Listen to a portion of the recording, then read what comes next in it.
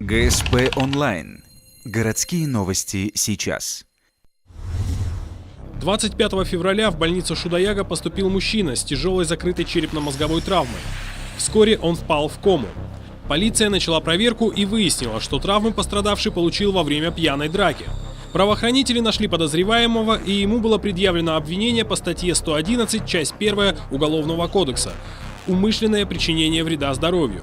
Обвиняемый признал свою вину и был взят под стражу. Но 16 марта потерпевший скончался в больнице, не приходя в сознание, и дело было передано в Следственный комитет. Обвиняемому было переквалифицировано деяние на часть 4 статьи 111 Уголовного кодекса России, а именно умышленное причинение тяжкого вреда здоровью, повлекшее по неосторожности смерть потерпевшего. В ходе расследования при следственной проверке показаний обвиняемый рассказал, как наносил удары пострадавшему, что позволило провести судебно-медицинскую экспертизу. Она подтвердила, именно от этих травм и скончался потерпевший. Теперь дело направлено прокурору. Обвиняемому грозит до 15 лет заключения.